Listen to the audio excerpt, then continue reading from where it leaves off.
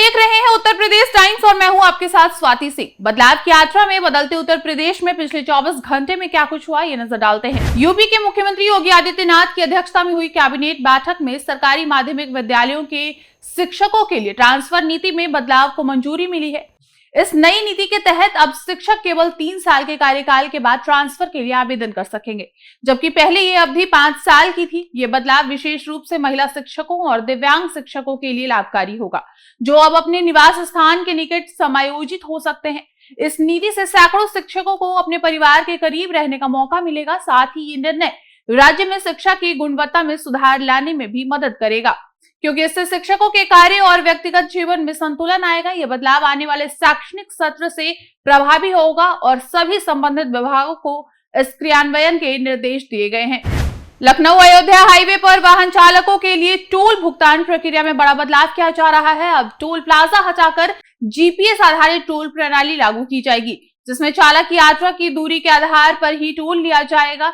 इस तकनीक के अंतर्गत वाहन में लगे ऑनबोर्ड यूनिट यानी कि ओबीयू और सैटेलाइट के माध्यम से वाहन की यात्रा दूरी मापी जाएगी। ट्रायल के तौर पर इस नई प्रणाली को सबसे पहले लखनऊ अयोध्या हाईवे पर लागू किया जाएगा। हाईवे पर ऑटोमेटिक नंबर प्लेट रिकॉग्नाइजेशन यानी कि ANPR कैमरे भी लगाए जाएंगे। फास्टैग की तरह यह सिस्टम बैंक अकाउंट से जुड़ा होगा, जिससे टोल की राशि यात्रा खत्म होते ही स्वतः कट जाएगी। इस योजना का उद्देश्य टोल वसूली को पारदर्शी और सुविधाजनक बनाना है। सफल परीक्षण के बाद इसे अन्य राष्ट्रीय राजमार्गों पर भी लागू किया जाएगा।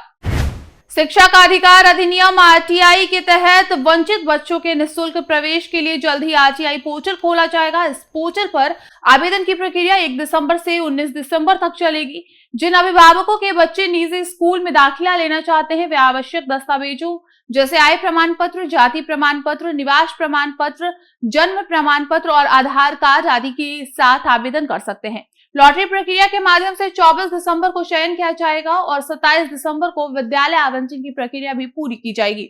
RTI पोर्टल से जुड़ी ये पहल उन बच्चों के लिए एक महत्वपूर्ण अवसर है जो अपने सपनों को साकार करना चाहते हैं, लेकिन आर्थिक कठिनाइयों के कारण निजी शिक्षा से वंचित हैं। वृंदावन स्थित प्रसिद्ध बांके बिहारी मंदिर में दर्शन के समय में भाई दूज में बदलाव किया गया है। मंदिर में अब शीतकालीन समय के अनुसार दर्शन का समय सुबह 8:45 बजे से दोपहर 1 बजे तक और संध्या में 4:30 बजे रात से रात्रि 8:30 बजे तक का होगा।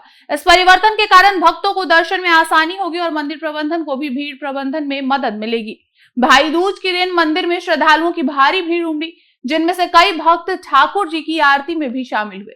शीतकाल के दौरान होली तक जारी रहने वाला ये समय परिवर्तन भक्तों के लिए एक सुव्यवस्थित दर्शन अनुभव का अवसर प्रदान करेगा।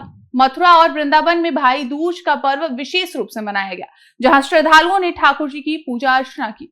और दिल्ली देहरादून हाईवे के 2 खंड जल्द ही यातायात के लिए खोल दिए जाएंगे। NHAI ने अक्षरधाम से बागपत तक के दोनों खंड का निर्माण कार्य पूरा कर लिया है और उद्घाटन के लिए प्रधानमंत्री कार्यालय से समय मांगा गया है। इस हाईवे का उद्घाटन प्रधानमंत्री नरेंद्र मोदी कर सकते हैं।